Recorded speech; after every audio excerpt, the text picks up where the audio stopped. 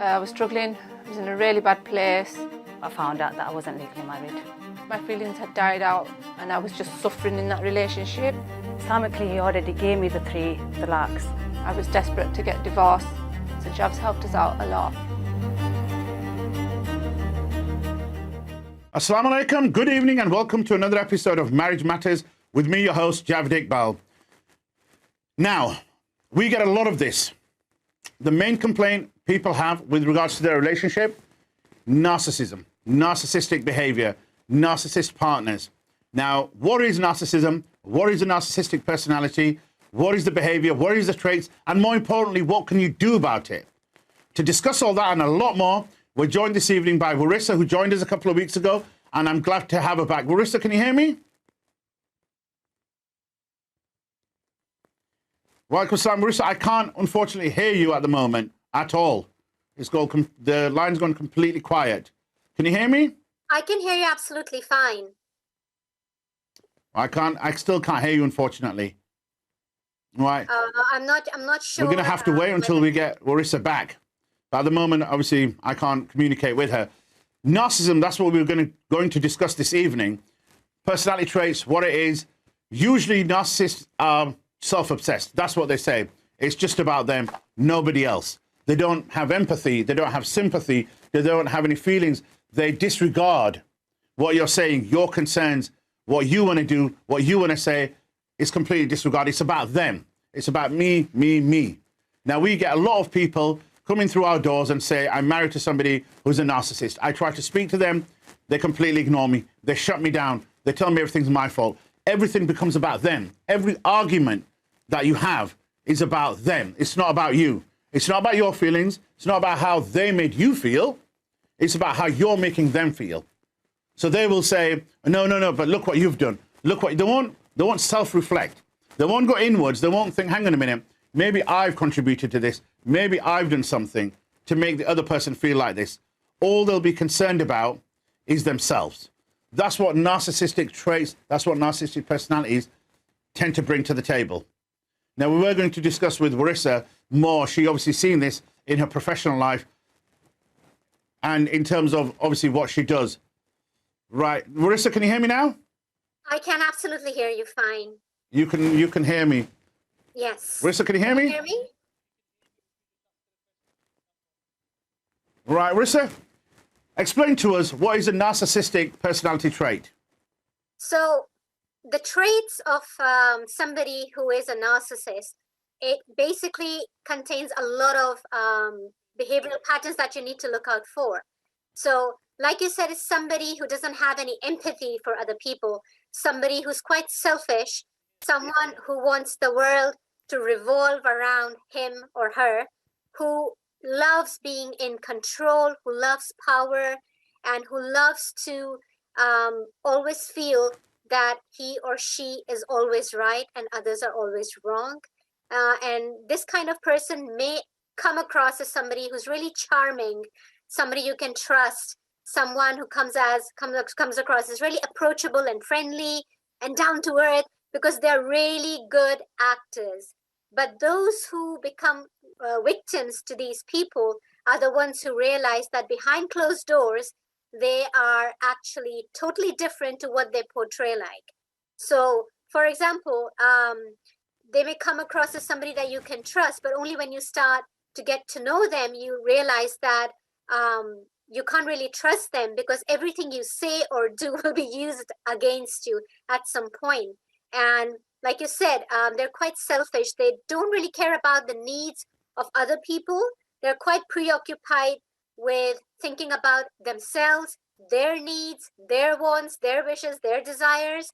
There are so many other things, and there are 2 types. So you've got the covert narcissist, and then you've got the overt narcissist. So there's one type that comes across as a narcissist to everyone. And then there's another type where they only portray as a narcissist to certain people, for example, a family member, siblings, spouse, work colleagues, and majority people are completely unaware of who they truly are.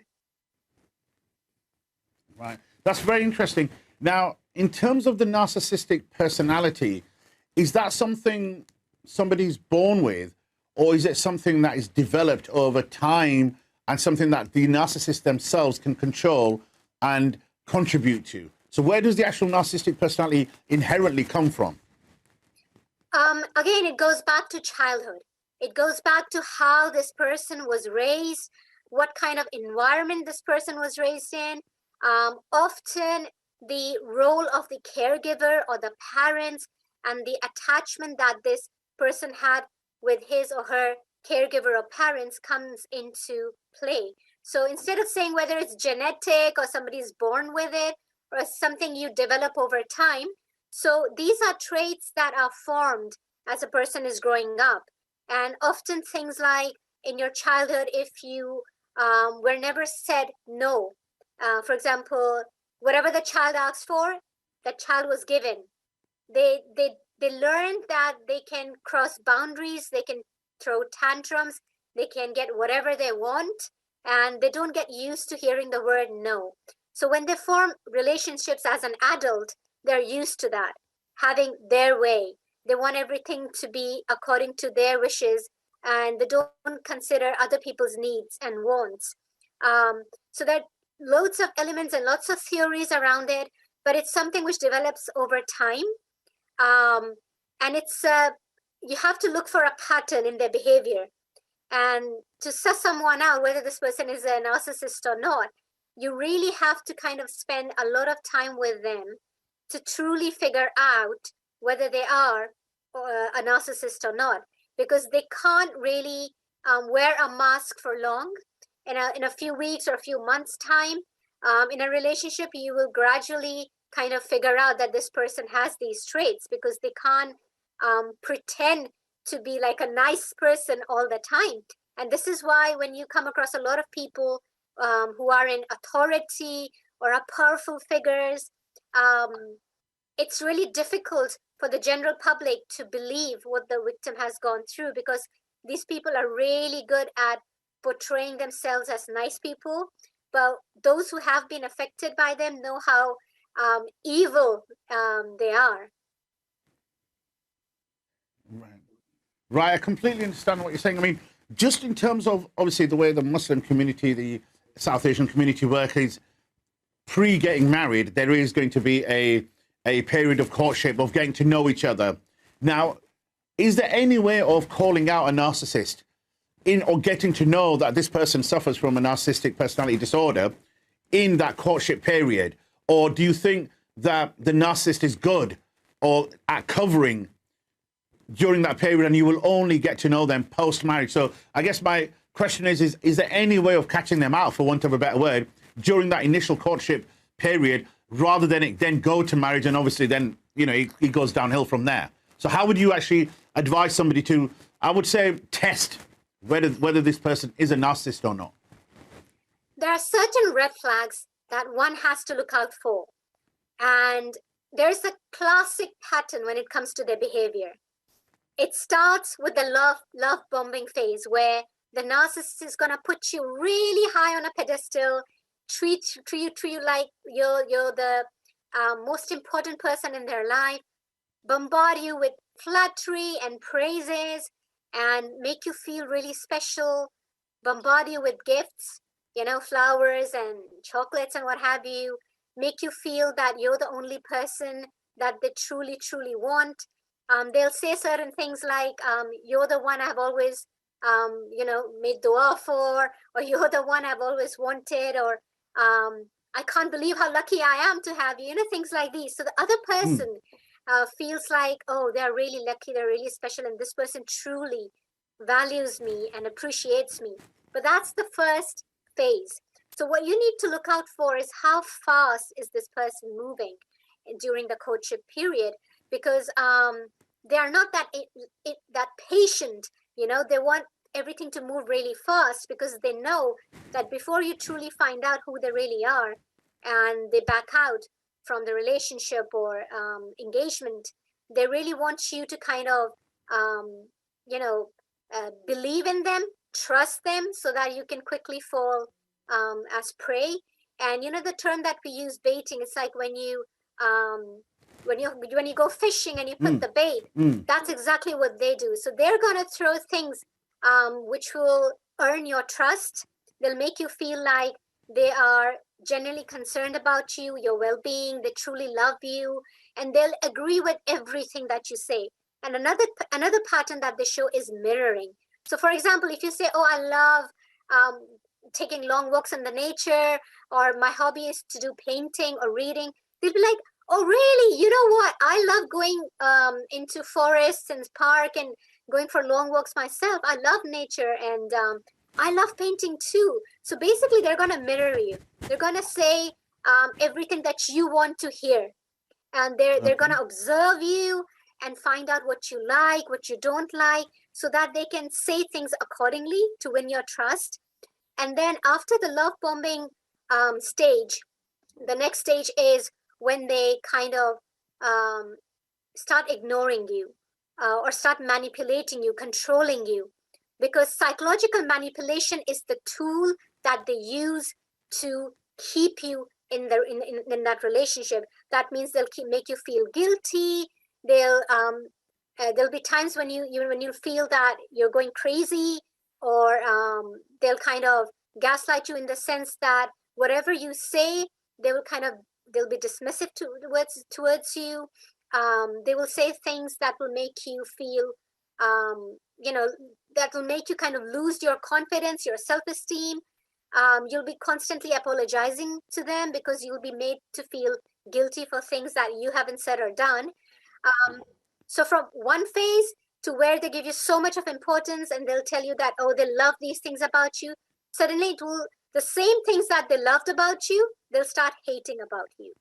And control and power is like the main giveaway. They're really controlling.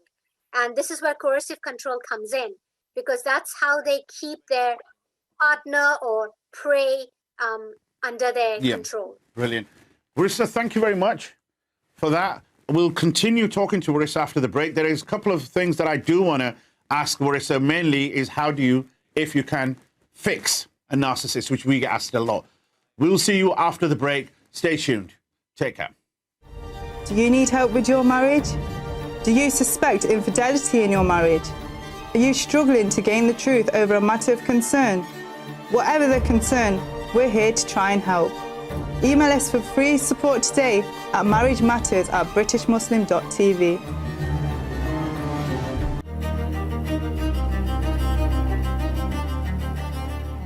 Assalamu alaikum and welcome back to the show.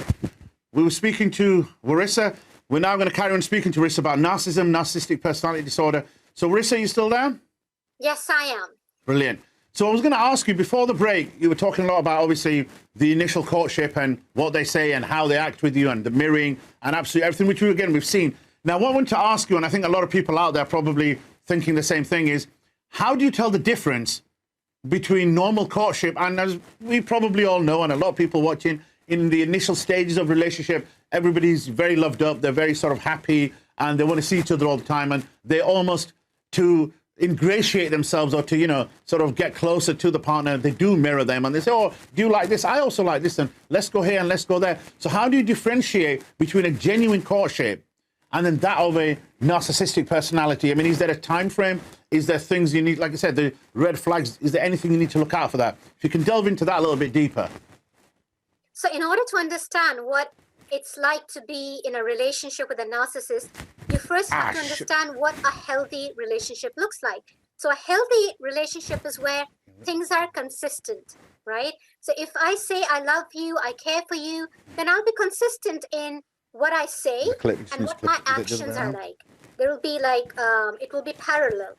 But for a narcissist, they'll say one thing, but their actions speak otherwise. In a safe, healthy, happy, fulfilling relationship, you feel loved, you feel valued, appreciated, you feel comfortable, and most importantly, safe. But when you're with a narcissist, you don't feel safe. You feel like you're walking on eggshells. You're always being controlled. You're told what to do, what not to do, what to wear, who to speak with, who not to speak with. It's like you have no privacy, no me time. You feel isolated because the narcissist will prevent you from communicating with your friends, your loved ones, your family members. And another thing is that when you're in a relationship with a narcissist, you do not feel the same way as you used to feel before you got into this relationship. So all the things that you loved to do previously, you've suddenly lost interest in that because of the toxic and dysfunctional relationship that you're living in, where you're constantly devalued, rejected, ignored, isolated, humiliated, accused, blamed. So all the negativity, it kind of forms this cognitive dissonance where you kind of form two kind of parts in your brain, in the sense that one part of you denies what's happening and the other part tries to justify the perpetrator's behavior. So you get so confused and you feel crazy and out of control that even when you can see things are not going right, that certain things are wrong, you try to justify it. You kind of gaslight your own self by trying to justify that person's behavior, that, you know what, things will get better. I can change him. I'll fix him. He only gets angry or throws things at me when he gets stressed at work.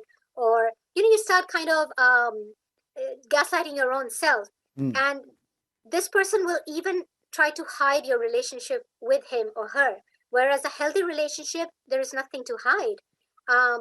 Similarly, when you're in love, you feel that you're truly being valued and appreciated and respected. But with a narcissist, there is no respect. They don't respect your boundaries. They will violate your boundaries. So there are a lot of things that you need to look out for when you are either in the courting period where you're trying to get to know this person, or you're already engaged. You need to always remind yourself that if this person is moving too fast, if this person is, like sometimes you say, too good to be true, maybe it probably is. So before you 100% trust somebody, try to put them in different situations and see how they react. For example, if they say something, try saying no to them, just for the sake of it, just to see how this person reacts when you say no. Does he get angry? Does he get aggressive?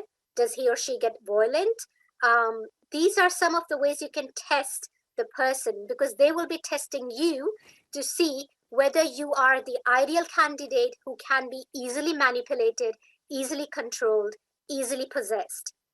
So these are some of the signs you can look for. There's something you touched upon earlier when you obviously, again, with the whole sort of control element, etc., and trying to test them, put them in different situations.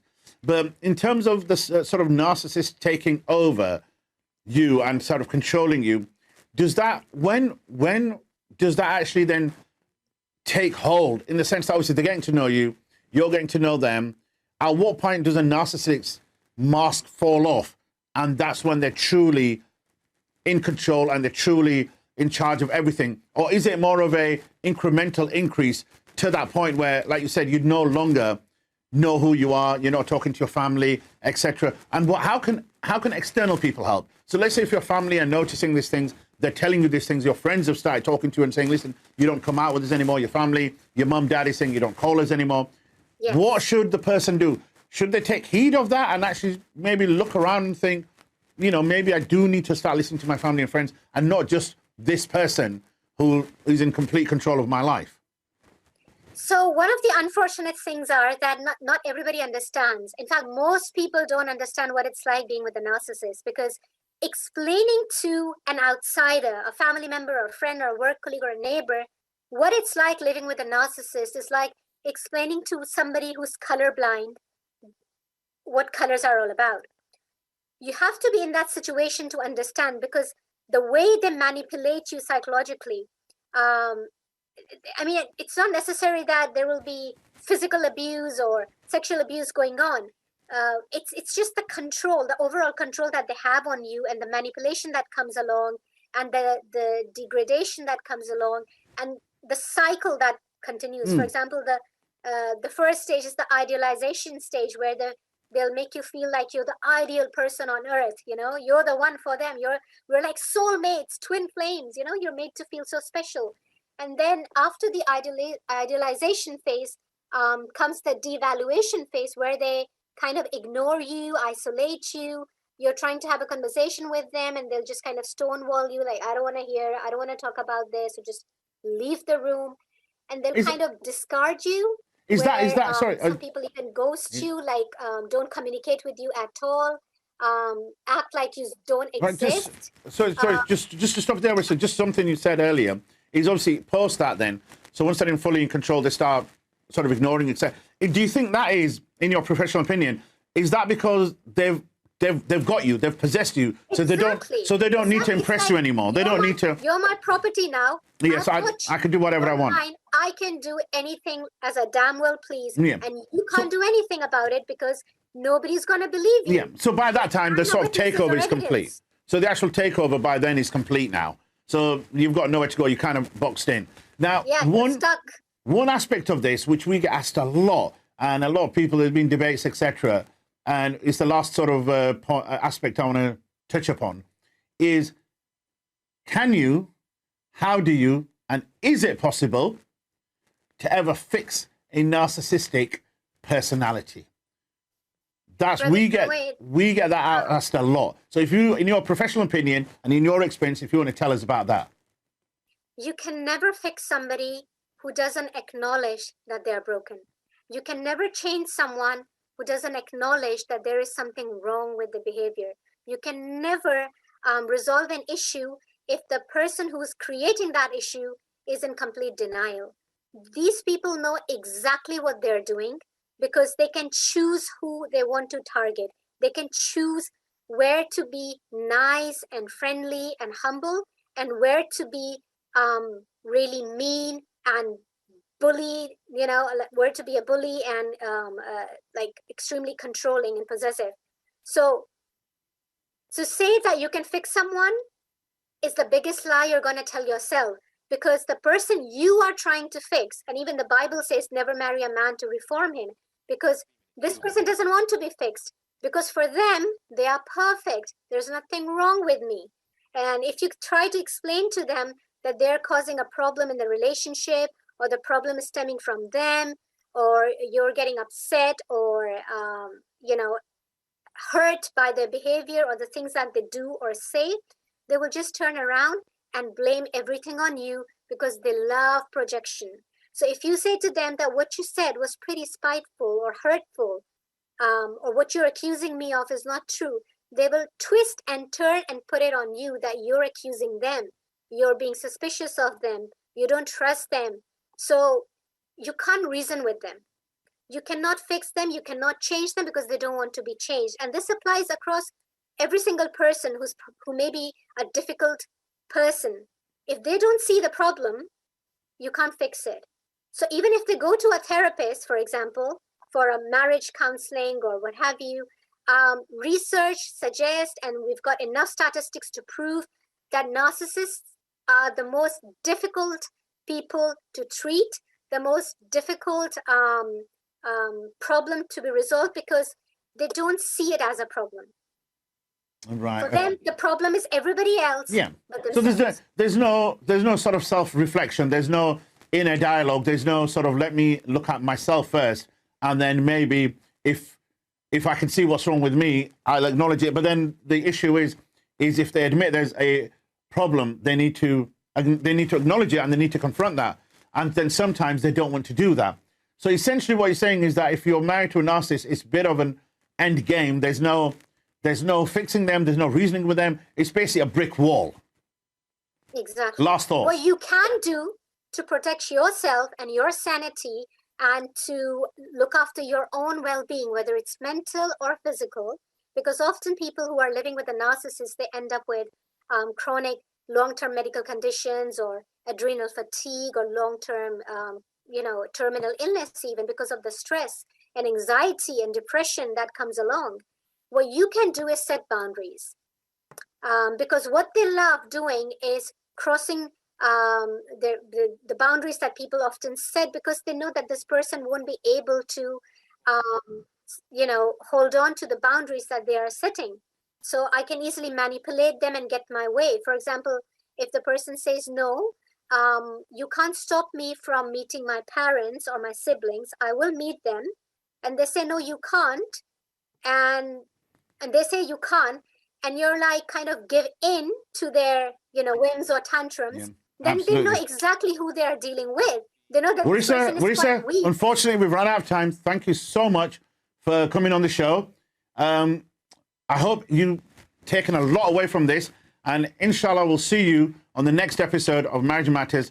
Take care of yourself. Assalamu alaikum. Do you need help with your marriage? Do you suspect infidelity in your marriage? Are you struggling to gain the truth over a matter of concern? Whatever the concern, we're here to try and help. Email us for free support today at marriagematters@britishmuslim.tv.